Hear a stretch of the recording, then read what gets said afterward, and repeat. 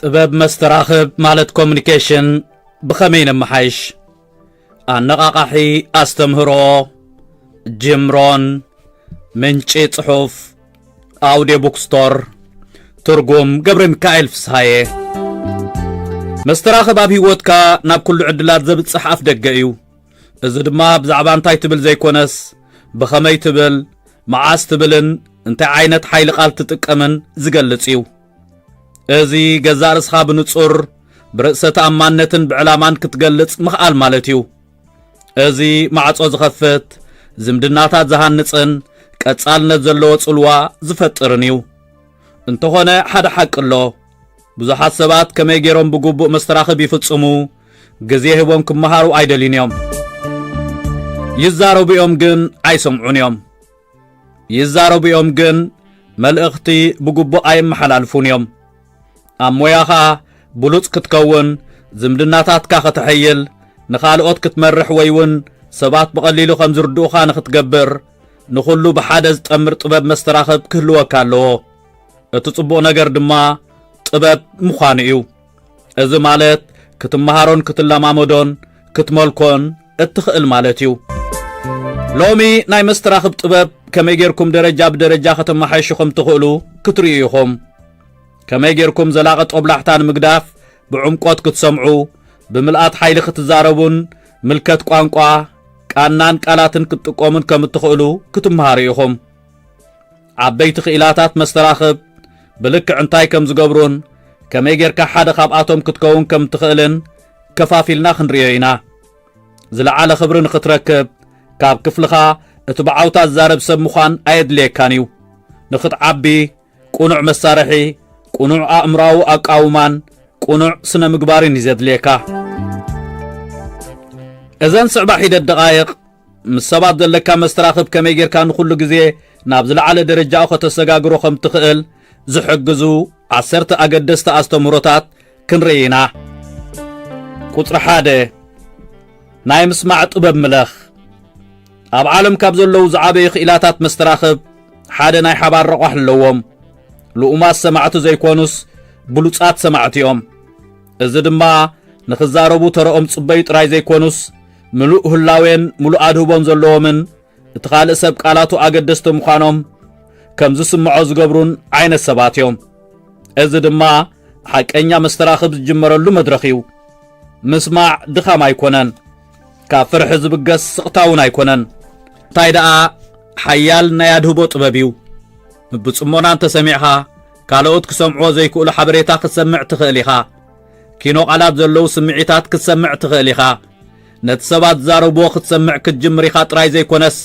ንምንታይ ይዛረቡ ኣለዉ ክትርዳእ ክትክእል ኢኻ ዝበዝሑ ሰባት ንኽምልሱ እዮም ዝሰምዑ እንተኾነ ንኽትርዳእ ኢልካ ምስማዕ እንተተማሂርካ መስተራኽብካ ንኹሉ ግዜ ክቕየር እዩ ግብረ መልስኻ ምሃብ ክትቁጠብ ኢኻ መልሲ ምሃብ ድማ ክትጅምር ኢኻ ግምታዊ ኣዘራርባ ከተቋርጽ ኢኻ ጥዑይ ክርክር ድማ ክትሃንጽ ኢኻ ሰባት ድማ ክርድኡኻ ክጅምሩ እዮም ብተገዳስነት ከም ሰማዕካዮምን ከም ዘኽበርካዮምን ክፈልጡ እዮም እዚ ድማ ከመይ ክምልሱልካ ከም ዘለዎም ዝቕይር እዩ ብሉጻት ሰማዕቲ ናይ ዓይኒ ርክብ ዝገብሩ እዮም ኣብ መንጎ ብዛዕባ ካልእ ነገር ዘይሓስቡ እዮም ሓያል ናይ ትዕዝብቲ ሕቶታት ዝሓቱ እዮም ካልኦት ንኽዛረቡ ሓቀኛ ዕድል ዝህቡ እዮም እዚ ዕድል እዚ ሳሕቲ ዝኽሰት ዕድል እዩ ከምዚ ዓይነት ዕድል እንተሂብካ ድማ ከም ውፅኢቱ ካብ ካልኦት እምነት ክትግዘም ኢኻ ኣብ ኣዘራርባኻ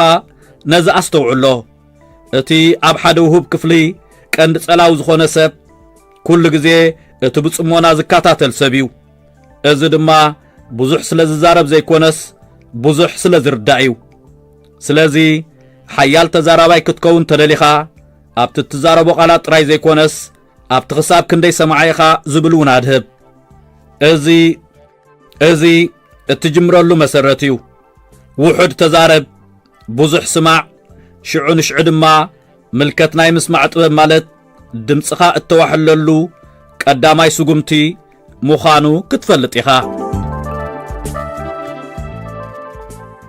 ቁጥሪ 2 ብንጹርን ርእሰ ምትእምማንን ተዛረብ።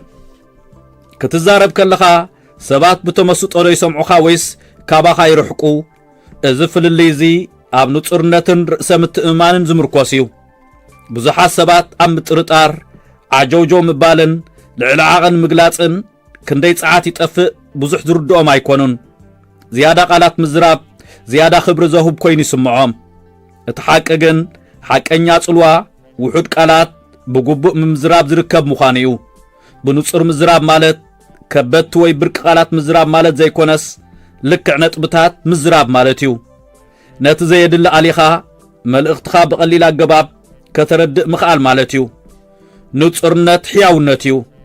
ሰባት ንኽርድኡኻ ዝቐለለት ተጌርካዮ ድድምፅኻ የኽብርዎ፣ ንዝበልካዮ ይዝክርዎ፣ ናብ ግብሪ ክቕይርዎ ድማ ዝለዓለ ተኽእሎ ኣለዎ። እንተኾነ ንጹርነት ንበይኑ እኹል ኣይኮነን። ርእሰ ምትእማን ድማ የድልየካ እዩ። ርእሰ ምትእማን ኣብ ብዝሒ ዘይኮነስ ኣብ እምነት እዩ። ኣብቲ እትብሎ ዘለካ እምነት፣ ኣብቲ ናይ ምባል መሰልካ ዘለካ እምነት። ብምትእማን ትዛረብ ትዳሃሊኻ ዋላቶም ቀለልቲ ቃላት ሚዛን ኣለዎም። ሰባት ንርጉጽነትካ ክርድእዎ እዮም፣ ዝያዳ ድማ ክዓምኑኻ እዮም። እዚ ድማ ሓቀኛ መስተራኺብ እዩ።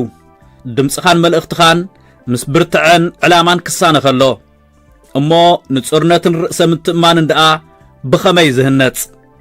መጀመርያ ንሓሳባትካ ኣዳልዎም። ቅድሚ ምዝራብካ እንታይ ክትዛረብ ከም ዝደለኻ ፍለጥ። ካልኣይ ቀስ በል። ርግኣት ዘይብሎም ተዛረብቲ ህይወኽ እዮም። ርእሰ ምትእማን ዘለዎም ሰባት ሓፂር ደውታ ማለት ፓውዝ ዝገብሩ እዮም። ቃላቶም ግቡእ ርድኢት ክረኽቡ ዕድል ዝህቡ እዮም። ሳልሳይ መምላእታ ቃላት ኣወግድ። እንታይ ድመሲሉካ፣ ክስታይ ወዘተ ዝብሉ ቃላት ንመልእኽትኻ ዘቃጥኑን ርግፀኛ ከም ዘይኮንካ ዘምስሉን እዮም። ነዚኦም ኣውጊድካ ብሓፂር ደውታ ተካእዮም። ምኽንያቱ ስቕታ ፍርሒ ዘይኮነስ መግለፂ ሓይሊ እዩ። ቀፂልካ ካብ ሕምረት ሓሳብካ ጀምር። ከም ሓደ ካልእ ሰብኣይ ትምሰል። ሰባት ኣብ ሓቅነት ዝያዳ ተዋሳእቲ ወይ ንጡፋት እዮም። ቃላትካ ፍጹም ክኸውን ኣለዎ ማለት ኣይኮነን። ሓቂ ግን ክኸውን ኣለዎ። ንቓናኻ ተቖጻጸሮ፣ ንፍጥነት ኣዘራርባኻ ተቖጻጸሮ፣ ንመልእኽትኻ ተቖጻጸሮ። ርእሰ ምትእማን ድማ ሓደ ክጽበየ ዘለካ ነገር ዘይኮነስ ክትፈጥሮ ዘለካ ነገር ምዃኑ ኣስተውዕል። ዝያዳ ልምምድ እተጌርካ ዝያዳ ብሉፅ ዘረባ ክትዛረብ ኢኻ። ዝያዳ ርእሰ ምትእማንካ ክዓቢ እዩ። ልክዕ ከም ጨዋዳኻ ክትሃንጾ ዘለካ ነፍሲ ወከፍ ብምስትውዓል ዝገበርካያ ዘረባ ንመስተራኽብካ ትሐይሎ ኣለኻ ማለት እዩ። ሰባት ድማ በብቑሩብ ብዝተፈልየ ዓይኒ ክርእዩኻ ክጅምሩ እዮም። ዝያዳ ክሰምዑኻ፣ ዝያዳ ብዕቱብ ክርእኻ ክጅምሩ እዮም። ስለምንታይ? ምኽንያቱ ነቲ ደረጃቲ በቂዕኻ ኣለኻ ማለት እዩ። እዚ ድማ ብዓውታ ብምዝራብካ ዘይኮነስ ብውሕልነት ብምዝራብካ እዩ። ስለዚ ክትዛረብ ኢልካ ኣፍካ ብትኸፍተሉ ግዜ ዝዛረቦ ዘለኹ ንጹር ድዩ? ብርእሰ ምትእማን እንዴት ዝዛረብ ዘለኹ? ዝዛረቦ ዘለኹ ነጥቢ ቁም ነገር ዘለዎ ድዩ ኢልካ ገዛእ ርእስኻ ሕተት። ከምዚ እንተዘይኮይኑ ግን ቀስ በል፣ ዳግም ምስትኽኻል ግበር። ሽዑ ደጊምካ ብምሉእ ሓይሊ ተዛረብ። ምኽንያቱ ሓንሳብ ብንጹርን ብርእሰ ምትእማንን ክትዛረብ ምጀመርካ ትዛረብ ጥራይ ዘይኮንካስ ትመርሕ ኢኻ ዘለኻ።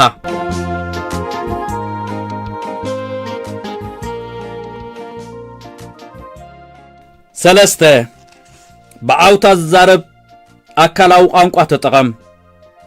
ዝኾነ ቃል ቅድሚ ምዝራብካ ኣካላትካ ድሮ ቀዳማይ ምልክት ፈጢሩሎ። እዚ ነቲ ክፍሊ መን ምዃንካ፣ እንታይ ስማዓካ ከም ዘሎን ዘረባኻ ክስማዕ ዘለዎ ኣገዳሲ ዲኮነን ንዝብልን ዝነግር እዩ። እዚ እቲ ዘይዝረብ ሓቂ መስተራኽብ እዩ። ኣካላትካ ኣቐዲሙ ይዛረብ። ኩሉ ግዜ ድማ ካብ ድምፅኻ ንላዕሊ ብዓውታ ይዛረብ። ሓደ ሰብ ርእሱ ቅኒዑ ብኣተኩሮ እናተዓዘበ ናብ ክፍሊ እንተኣትዩ ነፍሲ ወከፍ ሰብ እዛ ኣቃውማ እዚ ናይ ህላዌን ርእሰ ምትእማን መልእኽቲ ዝልእኽ ምዃኑ ድሮ ተረዲእዎ ኣሎ።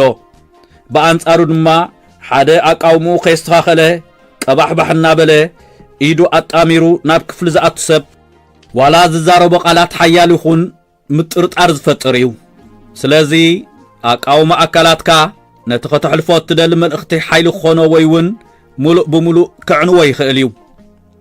ሰባት ንዘረባኻ ከኣምንዎ እንተደሊኻ እቲ ካብ ቃላት ወፃኢ ዘሎ ምልክታት ኣካላትካ ምስቲ እትዛረቦ ቃላት ክሳነ ኣለዎ። ናይ ዓይኒ ርክብ ሓደ ካብቲ ዝሓየለ መሳርሒ እዩ። ምኽንያቱ ኣድህቦ ኣኽብሮትን ቅንዕናን ዘርኢ ስለ ዝኾነ ንሰባት ዓይኒ ዓይኖም ጠምቶም እንተኾነ ብዘፍርሕ ኣጠማምታ ዘይኮነስ ምሳኹም ኣለኹ ብዘስምዕ ቃና ክኸውን ኣለዎ። ናብ መሬት ምጥማት ኣወግድ፣ ምኽንያቱ እዚ ንዘይርጉፅነትካ ዘመልክት እዩ። ቀኒዕካ ደው በል፣ ብምሉእ ኣድህቦ ተንቀሳቐስ፣ ነቲ ዘለኻዮ ቦታ ተቖጻጸሮ። ቁጥዕ ምዃን ኣየድልየካን እዩ። ተረጋጋእ። ብድሕሪዚ ኣእዳውካ ንቓላትካ ዘጉልሕ ወይ እውን ዘዕንዉ ምዃኖም ዘክር። ምንቅስቓስ ኣካላትካ ብዕላማ ተጠቐም። ኣይትዕለብጥ ወይ እውን ኢድካ ኣይተጣምር። ክፉት ኣካላዊ ምንቅስቓስ ርእሰ ምትእማንን ግሉጽነትን ዘመልክት እዩ። ኮፍ ኣባህላኻ ከይተረፈ ተራ ኣለዎ። ናብ ቅድሚት ቁሩብ ዝዙ ምባል ንተገዳስነትካ ዘርኢ እዩ።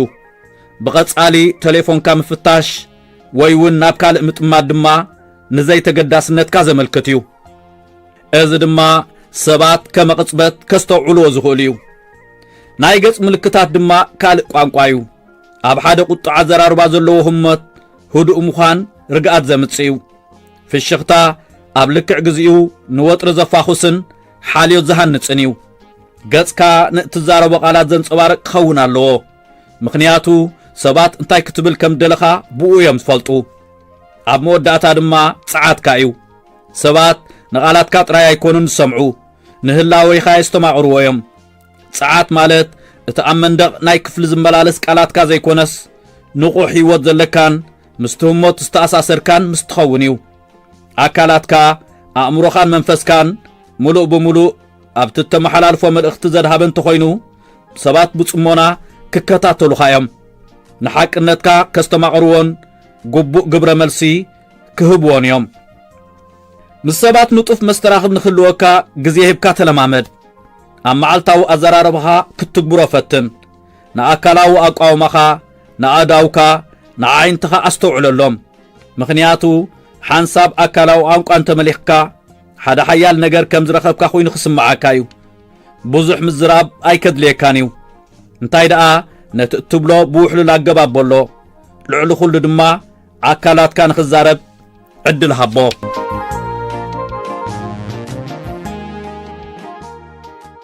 ኣርባዕተ ስምዒታዊ ንቕሓት ህነጽ። ጽኑዕ ቃላት ምረጽ። ቁኑዕ ቃላት ምረጽ። ልክዕነት ግዜ ኣለሊ። ርእሰ ምትእማን ዘለዎ ቃና ተጠቐም። ንስምዒታት ናትካን ናቶም እንተዘይተረዲእኻዮም ግን ኣብ መስተራኽብካ ብቐጻሊ ንዘይረኣዩ መናድቕ ክትሃርም ኢኻ። ስምዒታዊ ንቕሓት ቃላትካ ኣብ ልክዕ ቦትኦም ንኽዓልቡ ህላወይኻ ንኸተስተማቐርን መልእኽትኻ ንኽርድኡን ዝገብር ሰላሕታዊ ሓይሊ እዩ። ብዘይብኡ መስተራኽብ ተራ ናይ ቃላት ምልዋጥ ክኸውን ከሎ ብኡ ድማ ሙሉእ ርክብ ይኸውን። ስምዒታዊ ንቕሓት ብርእሰ ንቕሓት ይጅምር። ቅድሚ ኣፍካ መኽፋትካ እንታይ ስምዓካ ከም ዘሎን ስለምንታይ ስምዓካ ከም ዘሎን ምፍላጥ የድልየካ። ምኽንያቱ እቲ ብድሕሪ ቃላትካ ዘሎ ስምዒት ኩሉ ግዜ ይንጸባረቕ እዩ። እንተ ተቖጢዕኻ ዋላቶም ናይ ኣኽብሮት ቃላት ብሓይሊ እዮም ዝወፁ። ኣብ ስግኣት ተሃሊኻ ዋላቶም ሓቅታት የጠራጥሩኻ እዮም። እንተኾነ ህዱእን ኣድህቦኻ ዘይትስሕት እንተኾንካ መስተራኽብካ ንውሽጣዊ ርግኣትካን ካልኦትን ውሕስነትን ክብረትን ይስምዖም ከም ዘሎ ከንጸባርቕ እዩ። ብድሕሪዚ ናይ ተኻፋልነት ስምዒት ወይ ድማ ናይ ካልኦት ሰባት ስምዒት ናይ ምርዳእ ዓቕምኻ ክዓቢ እዩ። እዚ ማለት ምስኦም ክትሰማማዕ ኣለካ ማለት ዘይኮነስ ክትርድኦም ምኽኣል ማለት እዩ።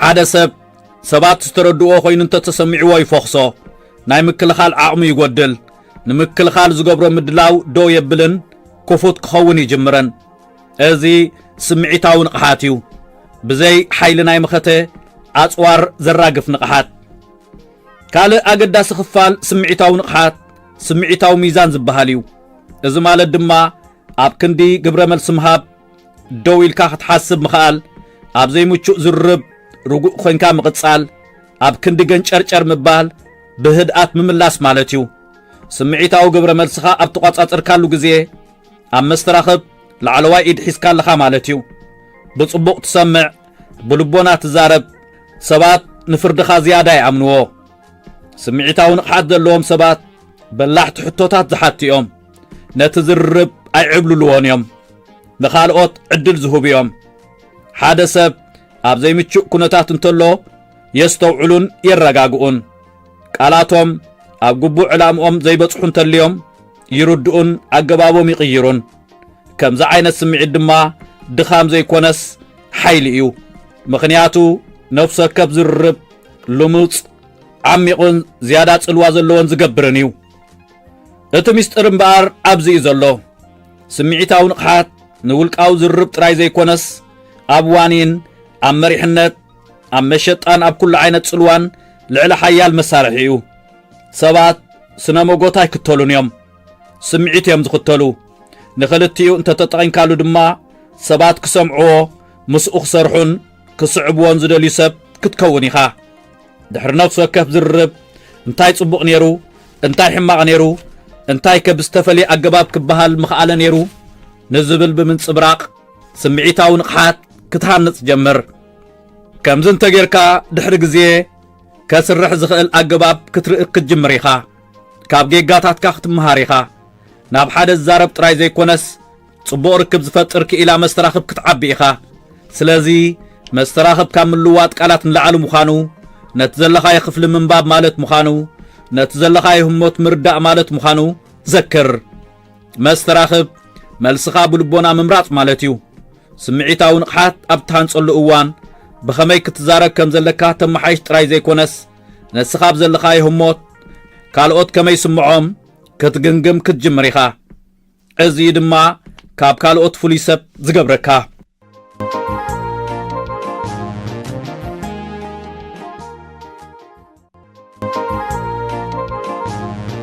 ሓሙሽተ መመላእታ ቃላትን ድኹም ቋንቋን ኣወግድ ዓበይቲ ሓሳባትን ጽቡቓት ሓቐነታትን ክህልውኻ ይኽእሉ እዮም እንተኾነ ኣዘራርባኻ ብመመላእታታትን ድኹማት መግለጽታትን ተመሊኡ መልእኽትኻ ቅድሚ ናብቲ ዝተሓስበ ዕላማ ምብጽሑ ሓይሊ ኸጥፊ እዩ እንታይ ድመሲሉካ ምናልባት እመስለኒ ዝብሉ ሓረጋት ብዛዕባ እቲ ንዛረበሉ ዘለና ጉዳይ ርግጸኛታት ኣብ ዘይንኾነሉ ሓሳብ ክንቅይር ወይ እውን ገለ ቦታ ንምምላእ ኣብ ንፍትነሉ ግዜ ዝመፁ እዮም እንተኾነ እቲ ሓቂ ከምዚ እዩ መመላእታታት ቃላት ኣይምልኡን እዮም ብኣንጻሩ ንሓሳብካ ዝብትኑን ንመልእኽትኻ ዘቃጥኑን ኮይኖም ተጠራጣሪ ዘይተዳለኻን ርእሰ ምትእማን ዘይብልካን ዘምስሉኻ እዮም እስከ ሓደ ከምዚ ክብል ሰሚዕካ ኢልካ ሕሰብ ቀዳማይ ምናልባት ከም ዝመስለኒ ከምዚ ኣገባብ ክንፍትን ንኽእል ኢና ካልኣይ እዛ ኣገባብ እዚኣ ንፈትና ካብዘን ክልተ ሓሳባት ኣይነይቲኣ ዝያዳ ርጉጽነት ትህበካ ኣይነይቲኣ ዝያዳ ክብሪ ተጎናጽፈካ እቲ መልሲ ፍሉጥ እዩ እታ ካልአይቲ ሓሳብ እያ እዚ ድማ ነዊሕን ብዓውታ ዝዛረብን ስለ ዝኾነ ዘይኮነስ ንጹርን ወሳንን ስለ ዝኾነ እዩ ሓይሊ ናይቲ ምውጋድ ድኹም ቋንቋ ዝበሃል ድማ እዚ እዩ እዚ ንመልእኽትኻ ዘብልሕን ሰባት ከመይ ይሓስቡ ዘሕይልን እዩ እዚ ከም ሓደ ዝተመልአ ማሽን ወይ ዝተለማመደ ምዃን ማለት ዘይኮነስ ነቲ ንቐንዲ ነጥብኻ ዝጋርድ ዘየድሊ ቃላት ምውጋድ ማለት እዩ ነቲ ነውፂ ዝፈጥር ቃላት እንተወጊድካዮ ሰባት ንመልእኽትኻ ክሰምዕዎ እዮም ልዕሊ ኩሉ ድማ ከኣምንዎ እዮም እምነት ድማ ቃላትካ ኣብ ዘይተኣማንነት ምን ዘንሳፍፍ ዘይኮነስ ሚዛን ዘለዎ እንተኾይኖም እዮም ዝዓቢ ስለዚ ነዚ ሽግር እዚ ብኸመይ ኢኻ ክትፍውሶ ዘለካ መጀመርያ ንቑሕ ብምዃን ጀምር ንዘረባኻ ቀድሓዮ ደጊምካ ስምዓዮ ክንደይ ዝኣክል ክስታይ ከም ዝመስለኒ ዝብሉ ቃላት ከም ተጠቐምካ ገምግም ዝበዝሑ ሰባት በሰምዖ ይስምቡዲኦም እንተኾነ እዚ መጀመርያ ናይቲ ለውጢ እዩ ቀጺልካ ነቶም መመላእታታት ብሓጺር ዶውታ ወይ ከዓ ፓውዝ ተካዮም ስቕታ ጸላኢኻ ኣይኮነን ከም ሓቂ ስቕታ ምልከት ርእሰ ምትእማን እዩ ሰማዒኻ እንተ ተዛሪብካዮ ንኽርድኦ ግዜ ዝህብ እዩ ቅድሚ ናብ ዝቕጽል መልእኽትኻ ምኻድ ብንጹር ንኽትሓስብ ግዜ ዝህበካ እዩ ስለዚ ንግዜያዊ ደውታ ማለት ፓውዝ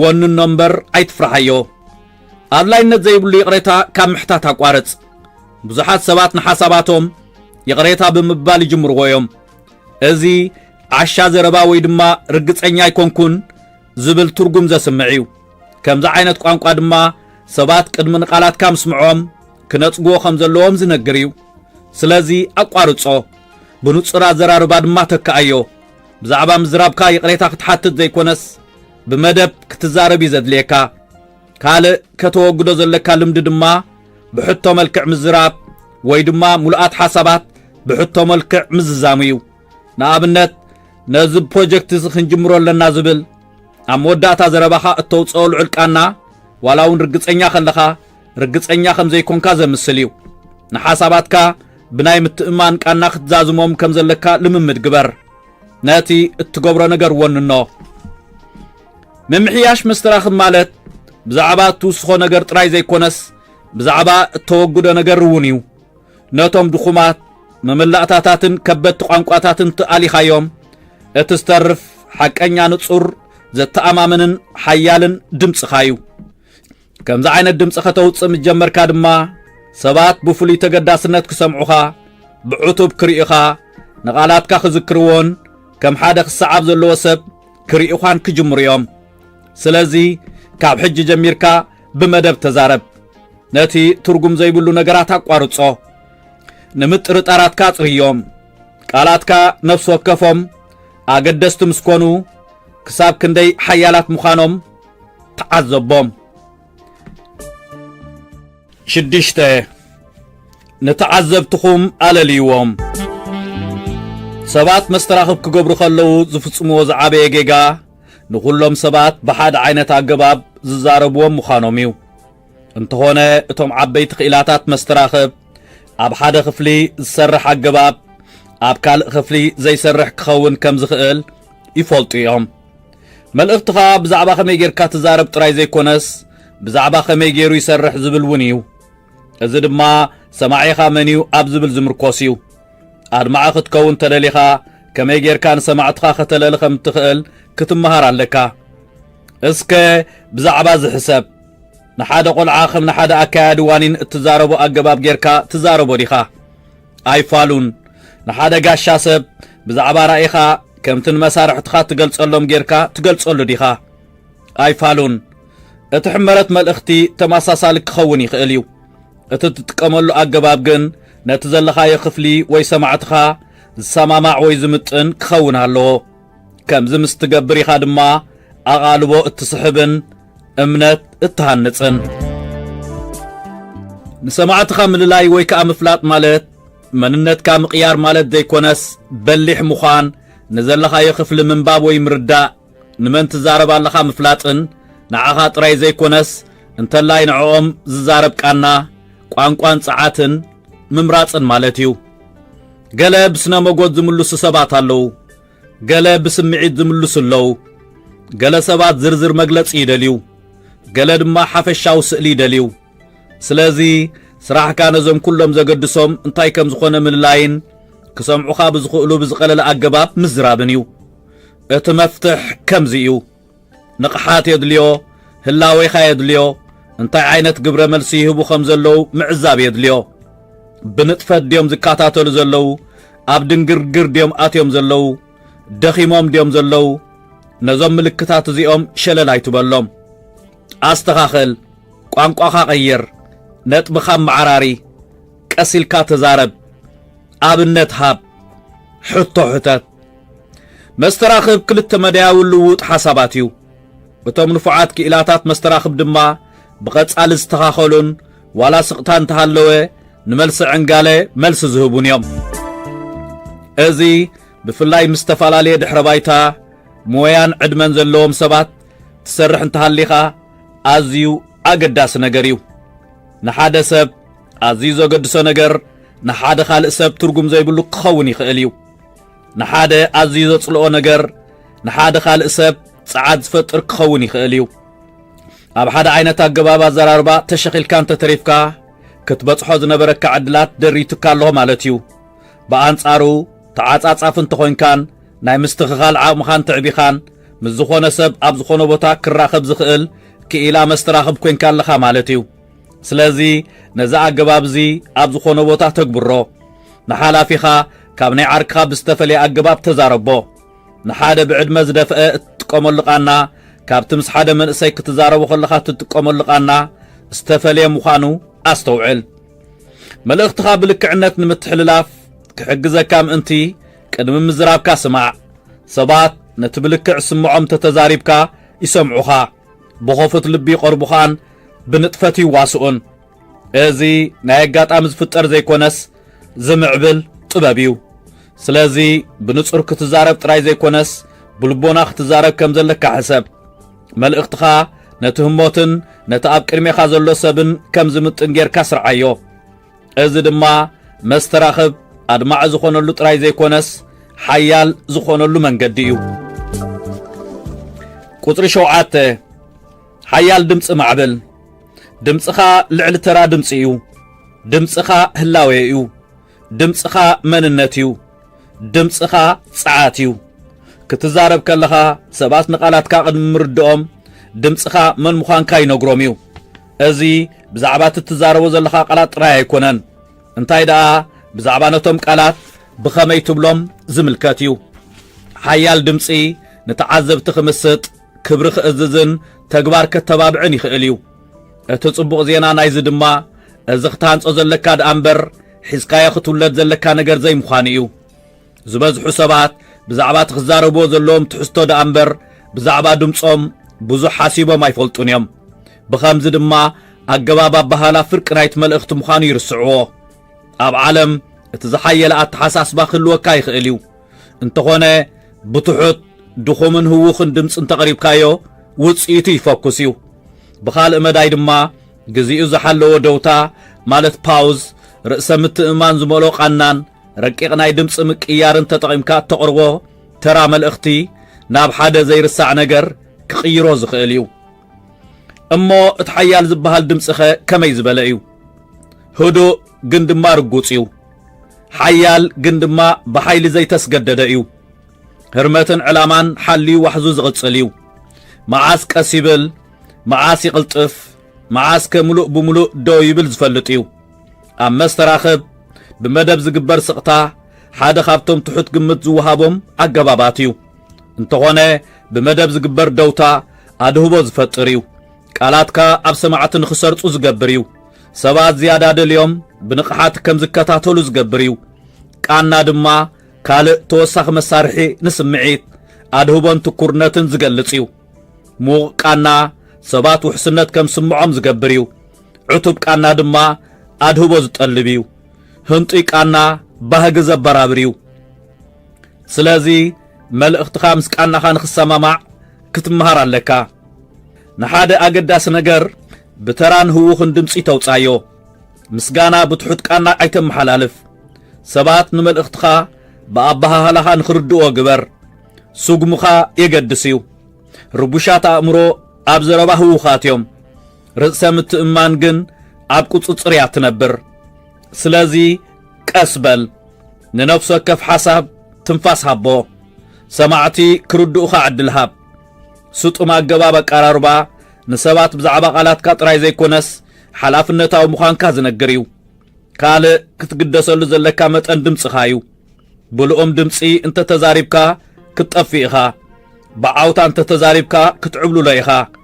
ስለዚ ብኹነታዊ ምቅያር ተዛረብ ንሓደ ኣገዳሲ ነጥቢ ንምጉላሕ ድምፅኻ ኣበርኽ ኣድህቦ ሰባት ናብ ንቡር ንምምላስ ድምፅኻ ኣጉድል ከምዚ እንተጌርካ ድማ ቀጻሊ ኣድህቦ ዘረጋግጽ ህርመት ክትፈጥር ኢኻ ንጻረ ቃል ኣገዳሲ ነገር እዩ ቃላት ሸፋፊንካ ምሕላፍ ንህላወይኻ ዘዳኽም እዩ ብንጹር ምዝራብ ተላመድ ዝያዳ ብንጻረ እንተተዛሪብካ ዝያዳ ብዕቱብነት ክትርአ ክትጅምር ኢኻ ድምፅኻ መሳርሒ እዩ ምስ ትጥቀመሉ ዝያዳ ዝበልሕ ከም ዝኾነ ካልእ መሳርሒ ድምፅኻ ቀድሓዮ ደጊምካ ስምዓዮ ኣስተኻኽል ኣመሓይሽ ድሕሪ ግዜ ድምፂ ጥራይ ዘይኮነ ሓይሊ ንጹርነትን ዕላማን ዘመሓላልፍ ድምፂ ክህልወካ እዩ ምኽንያቱ ኣብ መወዳእታ መስተራኽብ ማለት ክትስማዕ ምኽኣል ጥራይ ዘይኮነስ ክርድኡኻ ምኽኣል እዩ ስለዚ ሓያል ድምፂ ቃላት ጥራይ ዘውፅእ ዘይኮነስ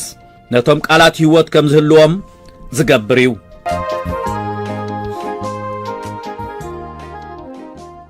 ሸሞንተ ዝዝከሩ ዛንታታት ንገር ሓቂ ነግር ዛንታ የእምን ስታስቲካዊ ሓበሬታ ኣሃዛዊ መግለፅን ስነ መጎትን መዓልታዊ ክትነግር ትኽእል ኢኻ እንተኾነ ሰባት ንመብዛሕቱ ኣይዝክርዎን እዮም ክዝክርዎ ዝኽእሉ ነቲ ዛንታ ነቲ ቃልሲ ነቲ ፍሉይ ርኽበት ነቲ ስምዒት እዮም ዛንታ ማለት ሰባት ንዓለም ከመይ ይርድእዋ ምስ ዝብለጥ ዝተኣሳሰረ እዩ ብኸምዚ ድማ የተኣሳስሩና ይምህሩናን ሓሳባት የመሓላልፉልናን እንተኾነ ኣብ መወዳእታ ኣብ መስተራኽብ ሓያል ክትከውን ተደሊኻ ሓያል ኣዘንታዊ ክትከውን ኣለካ እዚ ማለት ግን ውሃ ዘበለን ኣበር ዘይብልካን ክትከውን ኣለካ ማለት ኣይኮነን እዚ ማለት ንመልእኽትኻ ሰባት ክሰምዖ ብዝኽእሉ ዘይኮነስ ክስምዖም ብዝኽእል ምጥማር ማለት እዩ ምኽንያቱ ሰባት ንሓቂ ጥራይ መሰረት ገይሮም ዝንቀሳቐስሉ ኣጋጣሚ ኣዝዩ ሳሕቲ እዩ ንልቦም ዝትንክፍ ነገር እንተረኺቦም እዮም ዝንቀሳቐሱ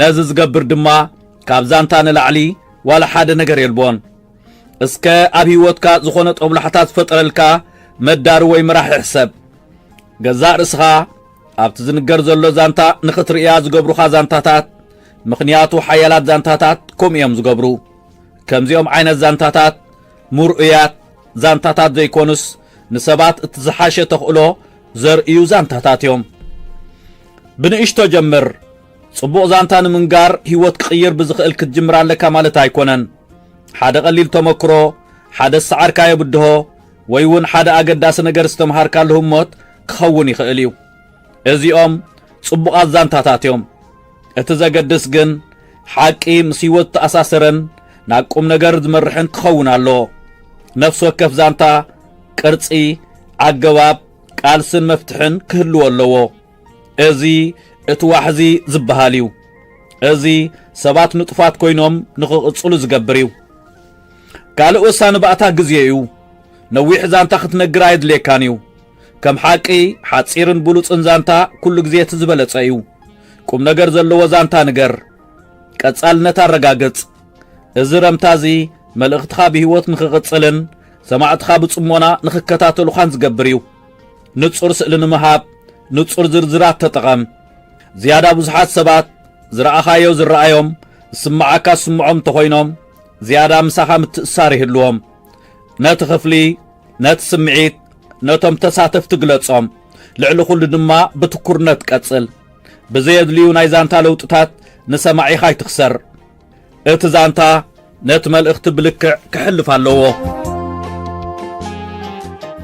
ዛንታታት ሓቂ ክኾኑ ኣለዎም ሰባት ንናይ ሓሶት ወይ ዝተጋነኑ ዛንታታት ካብ ርሑቕ ክፈልጥዎም ይኽእሉ እዮም መጀመርታ መልእኽትኻ ንኽበጽሖም ደኣ እምበር ንኽትምስጦም ኣይትፅዓር ንሰባት ድማ ካብ ሓቂ ንላዕሊ ክበጽሖም ዝኽእል ነገር የለን ሓቀኛ ህሞት ውድቀት ኣስተምህሮ ነጥበ መቐይሮ እንተካፊልካዮም ምሳኻ ዘለዎም ምትእሳር ዝያዳ ክዓቢ እዩ ሰባት ምሳኻ ዘለዎም ምትእሳር እንተዓብዩ ይኣምኑኻዮም እንተኣሚኖምኻ ድማ ይሰምዑኻዮም ስለዚ ዛንታታት ምእካብ ጀምር ኣብ ህይወትካ ገለ ነገር ዝምሃሩኻ ህሞታት ዘክር ከም ዛንታ ምንጋር ተላመዶም ኣጽርዮም ኣብ መወዳእታ ተጠቐመሎም እዚ ድማ ብዛዕባ ገዛእ ርእስኻ ንምዝራብ ዘይኮነስ ንኻልኦት ገለ ጠቓሚ ነገር ንምሕላፍ ኢልካ እትገብሮ ይኹን ምኽንያቱ ኣብ መወዳእታ ሰባት ነቲ ዝበልካዮ ጥራይ ዘይኮነስ ነቲ ብኸመይ ከም ዝስምዖም ጌርካ ኣቕሪብካዮ ዝብል ዝዝክሩ እዮም ሓቀኛ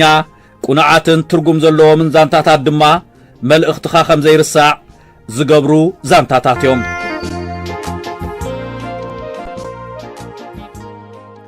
ሸዓተ ንግርጭታት ብውሕሉል ኣገባብ እለዮም ኩነታት ጽቡቕ ኣብ ዝኾነሉ ግዜ ዝኾነ ሰብ መስተራኽብ ክፍጽም ይኽእል እዩ እንተኾነ ሓቀኛ ጥበብ መስተራኽብ ኣብ እዋን ጽንኩር ኩነታት ዝግለጹ እዮም።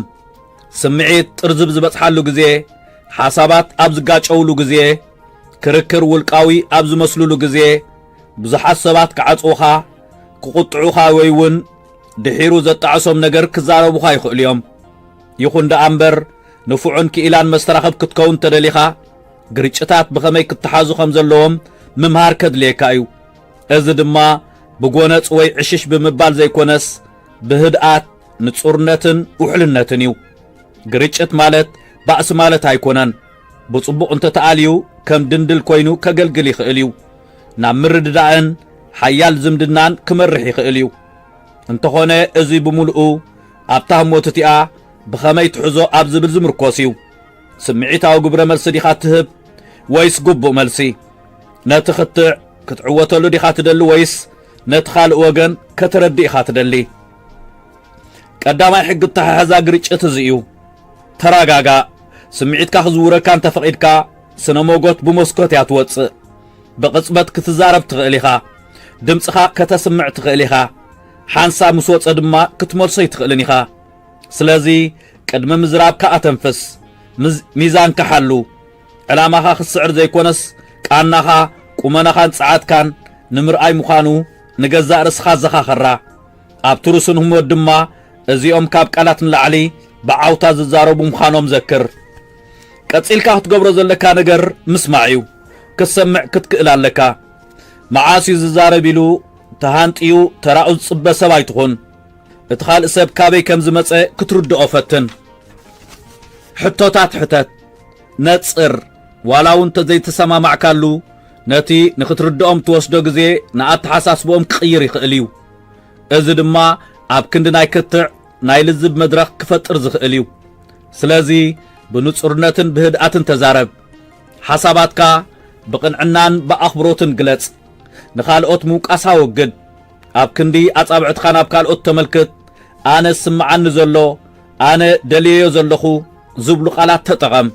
ኣብ ክንዲ ክሲ መግለጽ እንተ ተጠቒምካ ኣብ ክንዲ ርእሰ ምክልኻል ንምትሕባር ትዕድማ ኣለኻ ማለት እዩ። ዝርርብ እንዳረሰነ እንትኸይዱ ሸለሊልካ ምሕላፍን ድሓር ተመሊስካ ከተረድእ ምኽኣልን እቲ ዝሓሸ እዩ። ሓደ ሓደ ግዜ ብኽልቲኡ ወገን ህድእ ምባልን ደጊምካ ንጹሃት ተሓሳስባ ሒዝካ ምምጻእን የድሊ እዩ። ዕረፍቲ ምውሳድ ድኽመት ዘይኮነስ ልቦና እዩ። ነፍሲ ወከፍ ዘይምስማዕ ብናትካ ዓወት ጥራይ ክዛዘም ከም ዘይብሉ ምስትውዓል ድማ የድሊ እዩ። ሓደ ሓደ ግዜ ብስለት ማለት ዝምድናታት ንምዕቃብ ቁኑዕ ናይ ምዃን ባህግኻ ምስዋዕ ማለት እዩ። ከምኡ ብምግባርካ ድማ ትኸስር ዘይኮንካ ትመርሕ ኢኻ። ምኽንያቱ ሰባት ኣብቲ ሕማቕ እዋን ጽቡቕ ክስምዖም ብምግባርካ ክዝክሩኻ እዮም። ኣብ እዋን ጸቕጢ ህዱእን ትሑትን ኮንካ እንተቐጺልካ ተኣማንነትካ ይብርኽ እዩ። ንግርጭት ብውሕሉል ኣገባብ ምእላይ እምበኣር ሳሕቲ ዝርአ ጥበብ እዩ። ብዙሓት ሰባት ድማ ሸለል ዝብልዎ ወይ ብጉጉይ ኣገባብ ዝሕዝዎ እዩ። ነዚ እንተመሊኽካ ግን ሰባት ኣብ ሕማቕ ግዜ ዝደልዩኻ ሰብ ክትከውን ኢኻ። ኩነታት ኣብ ዝኸብደሉ ክፍሊ ሰባት ዝደልዩኻ ሰብ ክትከውን ኢኻ። እዚ ድማ ዓው ትብል ስለ ዝኾንካ ዘይኮነስ ሚዛናዊ ኣተሓሳስባ ስለ ዘለካ እዩ። ስለዚ ኣብ መጻኢ ሽግር ኣብ ዘጋጥመሉ ግዜ ክትፈርሖ ዘይኮነስ ከም ናይ ዕብየት ዕድል ጌርካ ረኣዮ። ብህድኣት ናይ ምምራሕ ዕድል፣ ዋላ እውን ኣብ ግዜ ሽግር ብምሉእ ሓይልኻ መስተራኸብ ናይ ምፍጻም ዕድል።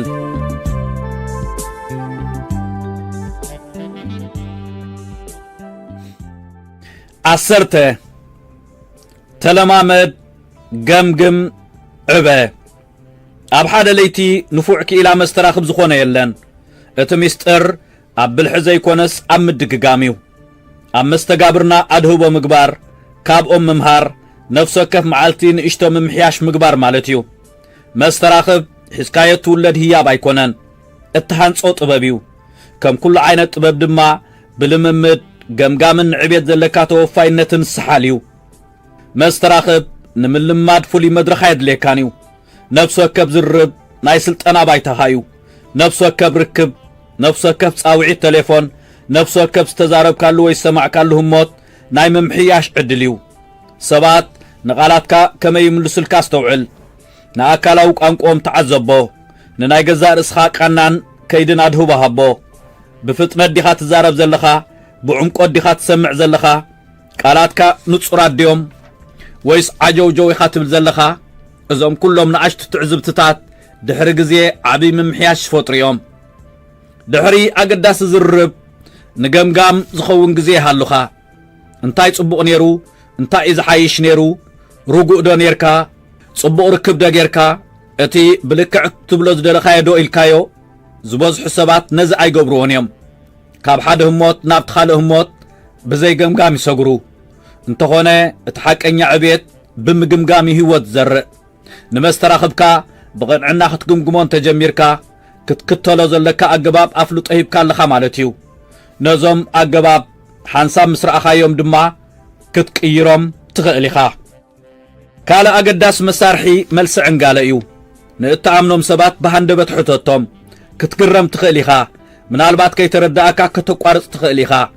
من البات بزعب حدا أقداس نقر ندا تزاربكا خلخا دمسخا خطفي يخيليو إزوم سلمت نطبتات نخت قبولهم كفوت لبي نخت حات الدما تحتنا انتهاليكا ترايم كعري يزخولو كتزارب تراي زي كونس كسمع هلاويخا خت الرقاقص حاصير دوتا ختقبرن مقصار دمصي كتلامدنا لكا علامخا فصومنت زي كونس عبيتي كخون زلو دحر غزي زرب قليل مخانو كتستوعل كجمريخا سبات بزبلت احمد سلكا جمريوم أقلال صخا زيادة بحرياون حيالن كخونيو مس نفسه كف عود دما رأسه متأمانك خعبيو نجزا رسخا بدهايا أب حدا بسقطا ختحالفهم تخيل كونتات كتزارب فتن نتل الزب كتمرحوخم تخيل ولن تارئي بملوء ساعاتكا جزا رسخا للي أوشتها كابت تحزو حدا زانتا نقر كمزب بمقبار درجة بدرجة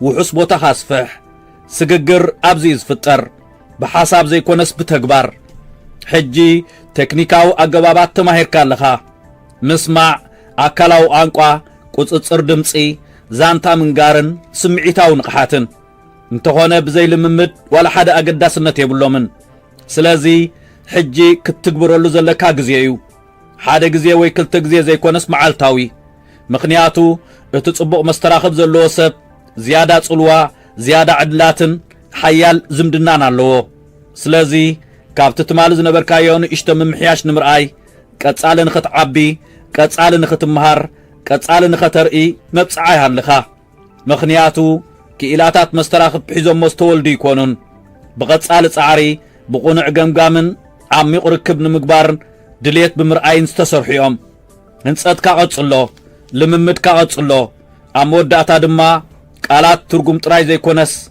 حايل زلوهم كوينوم كترخبو ميخا أب هيوتكا كل نجر بتزلكا ناي مستراخب عقم تصلو إيو زمدنا تاتكا موياخا رأسا متأمانكا ناي ممراح عقمخا كلهم نعبيتهم يخون ودكتهم أبتقزار اسخا كمي تقول صوزبل زمركوسيهم اتحاك ادما بزحات سبات نزئنكو طبب بزي مملاخهم كخونوا زقبوهم زي مخانهم زي يستوعلو مخانهم يزاربو سمعهم يلن يزاربو ملؤختهم بقبو أيام محلالفون اتي أمونغو نساتهم زبلون كالوت زقبلون زلها قواف دما عبزي إزنبر سلازي نزاها قواف زخ عبسو زخولو عسرت أستمهروتات رئيخان لخا مسمع كما يجيرو متأمان كم زفتر نتصرنت كما يجيرو الرئيس متأمان كم زهانت أكلاو قانقوها قد مقالاتكا كما يجيرو خمز الزارب تماهير كان لخا سمعيتاو نقحات كما يجيرو نركب كم زمعزنو نملا تقالات كما يجيرو نمل اختخا خمزدكمو نسمعتخا من اللاي وي مفلات كما يجيرو أدهبوهم كم تركب كم زقبر كاري خان لخا بز مسر الدما مفتحي حيل دمسي أبيد كاج أبيد كان لخا صلوا أنجا جرازانتا حيلي أتعلاليا جريتشت بوحلو دا جبابن أدلاينت لممد أب نفسه كفن معلتن ازيوم نعشت حبريتاتات دي كونس أقدست مسارحيتاتيوم انت تتقيم كاللوم هيوت كاخ قيرو بلوصات ركبات أخيباتات كتمرحيخا عميق زرب كتكايديخا حيال طبلحتا ختفتريخا لعلو كل دما حاكنيا صنعون ملؤ كبر زلون زمدنا ختحنصيخا انتخونا أستوعل ازي ناي مودات حنصات ايكونن انتاي دقا مبقس نطبيو مستراخب بحادة جزيت تشبط عوت هيكونن ناعد ملك عيايو زيادة انت تكبير كايو زيادة زقز مكايو فوتصم كتكون ناي قدن هيكونن بمدب زقو عسب كتكون تراي زدليكا نفس كف كابنم قراط مسمع زمرت كالو جزيه نفس كف كابنم قروم رام ننصرنت زمرت كالو جزيه نفس كف اب كند بعوتا برقات كتزارب زمرت كالو جزيه عالم التخبرو دمصيخا تهنت زلخا سلازي نتي ابز تمهاركايو اب غزاخا اب ناي سراح بوتاخا مسعروختخا مزيت فولطم سبات اب تغبار اولو قالاتكا اگدست مخانوم امينكا تزارب مخنياتو يقدسيوم كم حدا نمستراخب واغا زهب سب ركب فتصم مخنياتو كمزي صحتي زقاطم غزا رسخا عو بزبل رأسم تأمان زي كونس اب سقطاب زوغل على رأسم تأمان هنصا عالم عو زبل دمص زي كونس بلوص دمص يزد ليازلو بعلامات ززاربو بلب السمعون بمدب زراخبون سباتيوم زد ليوازلو كمزي كتكون صعر انتاي كم زقاطم تعذب دمصخا حيل خايو بقبو تتقملو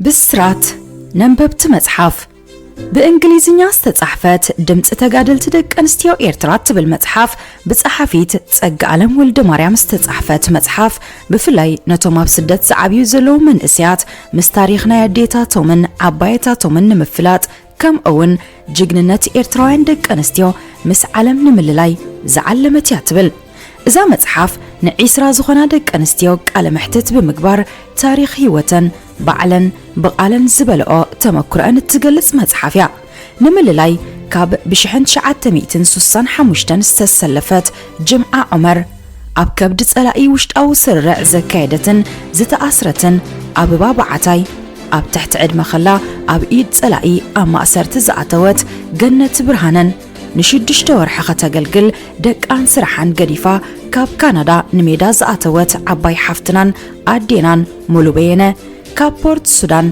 ابنؤس عدمي استسلفت عرفات عمرن نسنة طبب بفلايكا نايكونا ما باهلي مس عالم زلاليت دهب فاتينغا بحافشو بعدمن اشتون عبيتن تقادلتي تقادلو حرنتن هزباو جنبارن نبزوحنتنا التنصبارق مصحفيا اذا مصحف قدمنا بقال سمت انبارن بخمي هاجراو سمعيت كم زحادرن تثبيتات حبرتسب زقات أمن تقاوموتاتن بدهوتاتن بخفيل تزنتو مصحفيا بعبيوخا زندق أنستيو اتا نقسنتنن قلون عين بركن زغفل على حجر بفتحي كتم محدر جينا كاب قالسي عرفان بستفلالي من قدي يك على سالوا تاريخ تقادل تدق أنستيو إيرترا جينا يتتنكفنمو إذا مصحف تاريخا كتصحفا كم التبابعيت كتكون نتسفو إذا مصحف نتناس ماتن أم مزاقبت زي أتوا سترسع دك أنستيو جناب فقدو آخرانن قوبوتاتن هيوتن زوفيا نتن بتأبنجان صنعاتن تقاديلن بهيوت زترفا جنك أسترسعا إذا مصحف نعخات كنيا تبعاتكن أي ترسعن قال سخن نخنتي نبرن ات تاريخ ولا بشمتن ززنتو أنت تتصحفه تاريخنا كلنا مخانو زي مزنقع أمور داتانا إذا مصحف شيات نام محبر رديئتن محداسن إيرترا مالت Eritrean Relief and Rehab Association أتاو خونيو إذا محبر رديئت أب كاليفورنيا كم ناي قبرسنا استمسرتت كوينا أب استفرالي كورنعات علم جنفر زلوا محبريا علاماتات محبر نتوم رداء زي بلوم سدتنياتات إيرتراويان حاجز مبركاتيو إتا مصحف أبتاني قبر سناي ويب سايت مالت eritreanreliefandrehab.org كت أدقوا كم تخلو نحبر نتوم أب كبابي لوس أنجلس تقمتو ممرقتا مصحف نقدام 26 سنة كل التشحن 26 أب كاليفورنيا تداليو كمزلو كاب ساعات كلتن فرقان دحر قطري كساب 5 فرقان دحر قطري كهليو مسانا كتساتفو بخبر نعدم بدحان مصو